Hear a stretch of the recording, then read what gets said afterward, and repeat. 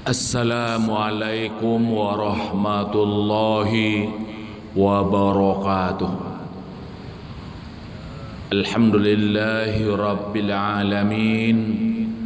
Ashhadu an la ilaha illallah wa ashhadu anna Muhammadan abduhu wa rasuluh sallallahu alaihi wasallam la nabiyya ba'dah. Qala Allah Ta'ala fil Qur'anil Karim. A'udzu billahi minasy syaithanir rajim. Bismillahirrahmanirrahim. Wa la taqfu ma laysa laka bihi ilmu. Innas sam'a wal basara wal fuada kullu ulaika kana anhu mas'ula. Surat Al-Isra ayat 36. Janganlah engkau ikuti suatu perbuatan kalau engkau enggak punya ilmu tentang itu. Sesungguhnya pendengaranmu, penglihatanmu dan hatimu, kesemuanya itu akan diminta pertanggungjawab di sisi Allah. Kaum muslimin dan muslimat jemaah zuhur Masjid Raya Sumatera Barat yang saya muliakan, kita beri judul ceramah kita pada kali ini, pembinaan rohaniyah selagi hidup.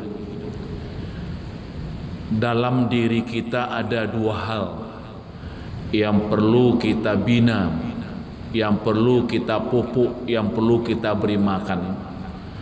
Pertama jasmaniyah, yang kedua rohaniyah. Jasmaniyah ini biayanya banyak. Mulai sejak lahir sampai sekarang sudah hitunglah sudah berapa banyaknya. Mungkin tidak terhitung, menghabiskan uang, menghabiskan dana untuk jasmani. Namun jasmani kita asal dari tanah akan kembali kepada tanah. Maka untuk itu kaum muslimin kalau dapat seimbang antara pembinaan jasmaniyah dan rohaniyah. I'dilu baina isnain. Adillah kamu antara dua, jasmani dan rohani.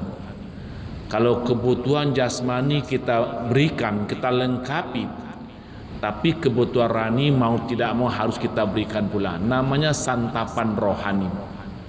Kalau tidak rohani kita gersang. Inilah yang menyebabkan banyak orang berbuat maksiat, berbuat mungkarat, berbuat biadab, karena rohani itu gersang, tidak pernah disiram, tidak pernah diberi makan. Bunga bagaimanapun suburnya di taman, tapi tidak pernah disiram-siram, bunga itu layu dan mati. Bunga yang tadinya sudah mulai layu, dengan rajin kita siram, insya Allah dia subur kembali. Maka itu kaum muslimin perlu kita beri siraman rohani, perlu kita bina rohani itu selagi hidup. Kalau sudah jadi mayat tidak bisa lagi. Tapi banyak manusia yang tidak tertarik karena rohani itu tidak kelihatan bentuk pembinaannya. Tidak banyak orang yang mau. Kalau mau memang banyak mau tahu. Setiap zuhur di Masjid Raya ada pengajian, tapi yang datang nanti datang. Nah, tidak datang tidak pernah tiba-tiba dapat. Ini makanya mari kita ketok hati kita semua, lakukanlah pembinaan rohani. Karena rohani itu asal dari Allah, akan kembali kepada Allah. Rohani itu tidak pernah mati. Dia akan menghadap Allah. Jasad bisa hancur, bisa luluh lantak, tapi roh tidak, hanya dicabut oleh malaikat Israel, dibawa ke alam barzakh. Nah, sebelum datang malaikat maut, malaikat Israel mencabut roh, mari kita lakukan pembinaan rohani ini selagi hidup. Dengan apa? 3I 2A. I yang pertama, iman yang kokoh dan kuat. Bagaimana iman kita kepada Allah yang sudah ada ini Karena kita lahir keturunan Islam, sudah mengakui kalimat la ilaha illallah, tidak ada Tuhan kecuali Allah, perlu kita pupuk, perlu kita bina secara baik.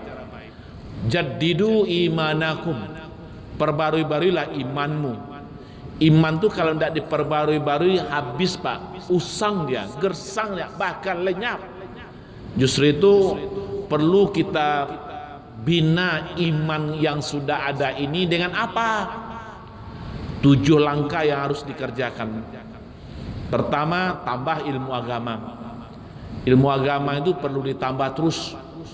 Jangan dicukupkan ilmu waktu lahir dulu, waktu TK, MDA dulu, SD itu tidak ada lagi. Maka ini kalau besar dia jadi pejabat, inilah pejabat yang biadab, yang akan anti terhadap Islam.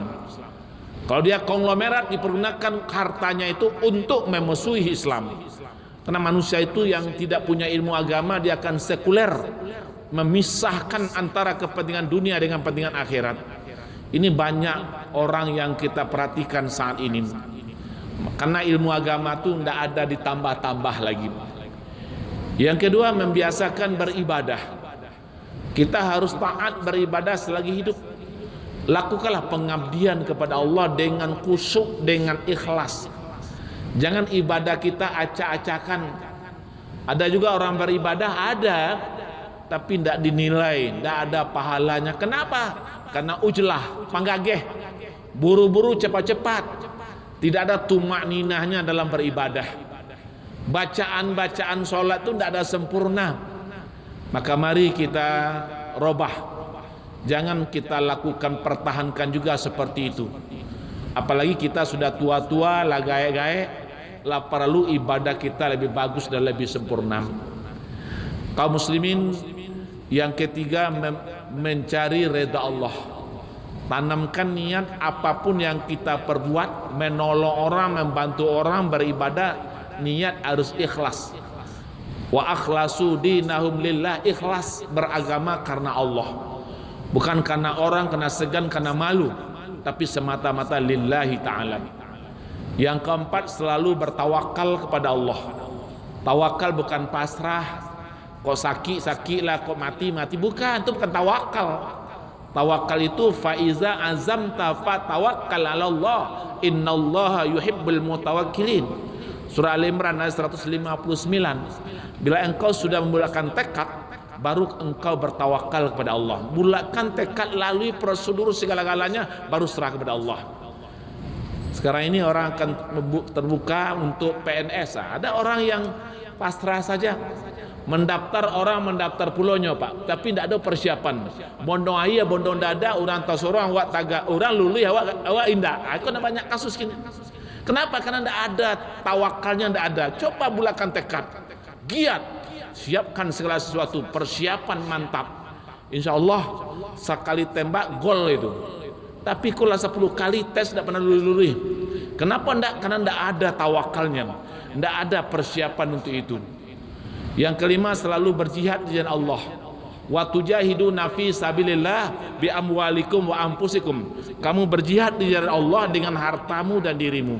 Selagi kita hidup, mari kita jihad, berjuang melawan nafsu seksual, berjuang melawan setan laknatullah alaih.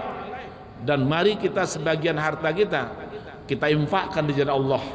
Itu bentuk perjuangan kita, jihad kita. Yang keenam, iman akan kuat kalau kita rajin ke masjid. Masjid sudah bagus di mana-mana Pak. Banyak masjid yang sudah pakai AC sekarang ini, mic-nya bagus.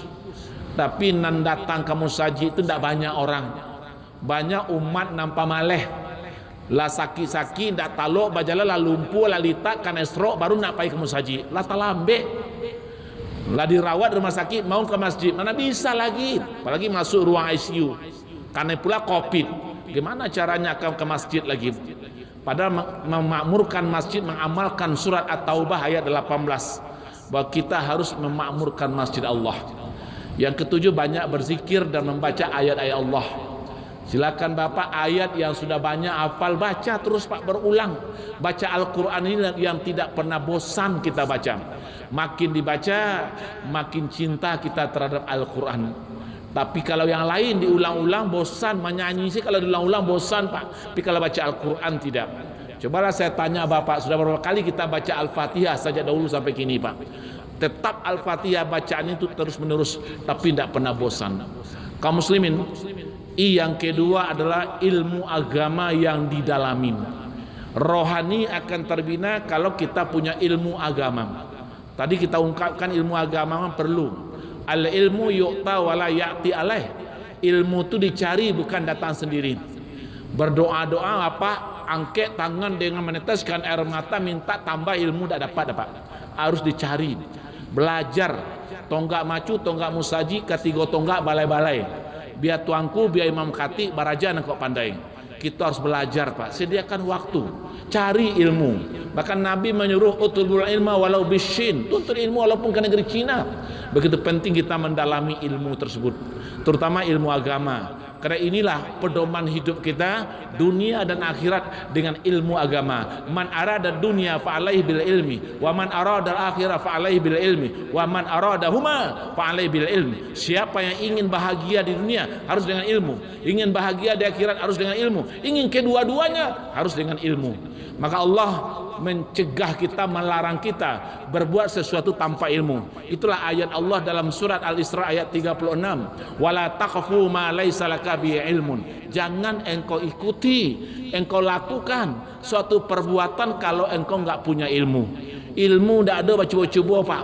Handphone rusak atau awak pula dengan cuba, tidak ada ilmu tentang itu. Bukan elok Pak, tapi bertambah kido, bertambah berbahaya makanya. Maka serahkan kepada ahlinya apapun. Kaum muslimin, yang ketiga istiqamah. Hidup harus berpendirian Pak. Baik dari pendapat maupun dari sikap, apalagi dari segi berakidah. Tidak boleh kita bondong air, bondong dada, orang tak sorong awak tagak. Jangan. Kita dalam beragama terutama harus istiqamah. Amantu billah semastaqim. Aku beriman kepada Allah, kemudian punya pendirian. Maka supaya kita tetap istiqamah, didalami ilmu agama, diperkokoh keimanan kita. Kaum muslimin, 2A. A yang pertama adalah amal soleh. Ingin rohani gembira menghadap Allah, silakan beramal soleh, beribadah dengan baik, lakukan hal-hal yang baik, terutama ibadah mahdoh, ibadah khusus, ibadah wajib, jangan disia-siakan, jangan dilalaikan. Jangan kita termasuk orang yang sahun lalai beribadah, apalagi meninggalkan. Nanti akan menangis di saat-saat roh dicabut oleh malaikat Israel ketika kita tidak punya amal. A yang kedua, akhlakul karimah, memiliki akhlak yang mulia, parangai nanelok. Maka kita pelajarilah mana akhlak nanelok, baik menurut Al-Quran maupun menurut sunnah Rasulullah, apalagi menurut pendapat-pendapat ulama. Kita pelajari lalu kita amalkan. Kita miliki akhlakul karimah, jauhi akhlakul mazmumah, akhlak yang tercela, supaya kita hidup beruntung dan mendapat tempat yang baik insyaallah subhanahu wa ta'ala. Semoga kita yang hadir pada hari ini di Masjid Raya Sumatera Barat akan selalu dilindungi oleh Allah dan tergerak hati kita. Bila ada pengajian-pengajian, mari kita ikuti, kita sediakan waktu sengaja, bukan kebetulan, sengaja kita untuk memberikan makan rohani kita. Terima kasih, banyak maaf. Wassalamualaikum warahmatullahi wabarakatuh.